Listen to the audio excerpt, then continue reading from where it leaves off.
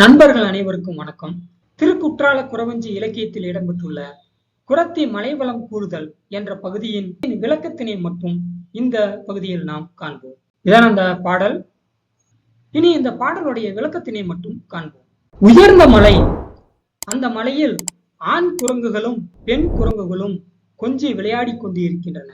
அப்போது ஆண் குரங்குகள் தங்களுடைய பெண் குரங்குகளுக்கு இனிமையான பழங்களை கொடுக்கின்றன.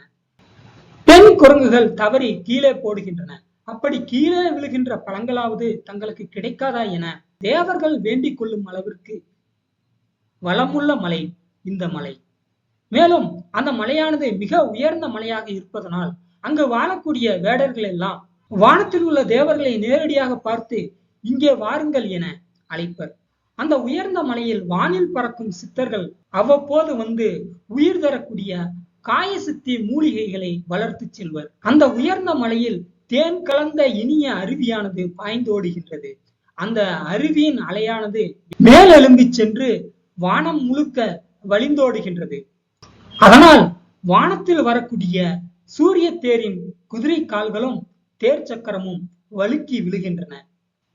இப்படிப்பட்ட வளமான மலையில் இளம்பெறையை சூடியுள்ளவனும் திருக்குற்றால நாதருமாகிய சிவபெருமான் கோயில் கொண்டிருக்கின்றான்.